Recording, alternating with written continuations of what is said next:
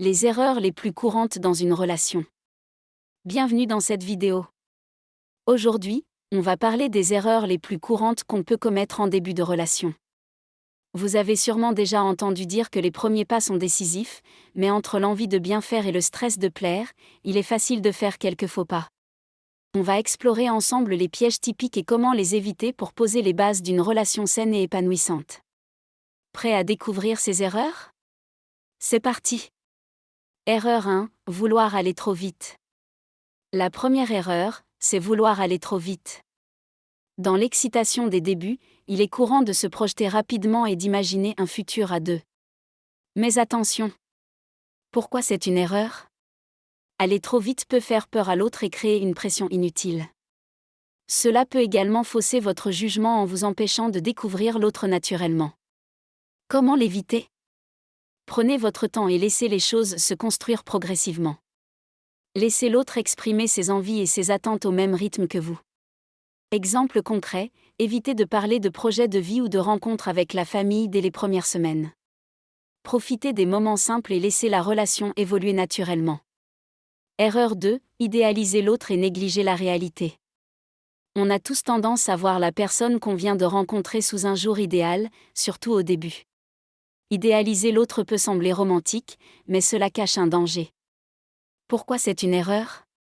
En idéalisant l'autre, on risque de passer à côté de ses vrais traits de caractère et de mettre de côté des valeurs essentielles pour nous. Cela crée une illusion qui finit par s'effondrer tôt ou tard. Comment l'éviter ? Restez ancré dans la réalité et prenez le temps de voir l'autre tel qu'il est, avec ses qualités mais aussi ses imperfections. Exemple concret, au lieu de fermer les yeux sur des comportements qui pourraient vous déranger, soyez attentif et demandez-vous si cette personne vous convient vraiment à long terme. Erreur 3, se montrer trop disponible. Au début, on a souvent envie de voir l'autre aussi souvent que possible. Cependant, se montrer trop disponible peut également être une erreur. Pourquoi c'est une erreur ? Cela peut créer une dynamique où l'autre prend votre présence pour acquise et peut se sentir envahi ou même perdre l'intérêt. Comment l'éviter ? Gardez votre propre espace et prenez le temps de vivre vos passions, de voir vos amis. Une certaine distance permet de maintenir un mystère et un équilibre sain. Exemple concret, planifiez des moments pour vous, ne répondez pas immédiatement à chaque message.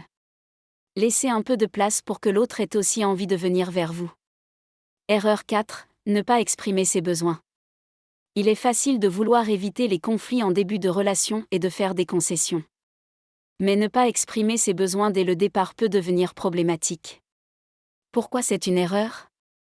À force de ne pas dire ce qui est important pour nous, on risque de créer des frustrations et de sentir que nos besoins ne sont pas respectés. Comment l'éviter ? Soyez honnête dès le départ et n'hésitez pas à parler de vos attentes. Cela ne signifie pas imposer vos idées, mais plutôt partager ce qui est important pour vous.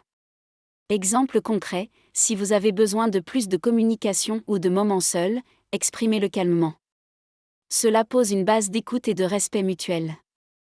Erreur 5, ne pas être soi-même. Enfin, une erreur très courante en début de relation, c'est de ne pas être soi-même par peur de ne pas plaire. Pourquoi c'est une erreur ? En jouant un rôle, on attire l'autre avec une version de nous-mêmes qui n'est pas authentique, et cela devient vite épuisant. Pire, cela peut décevoir l'autre lorsque notre vraie personnalité ressort. Comment l'éviter ? Soyez vous-même dès le début.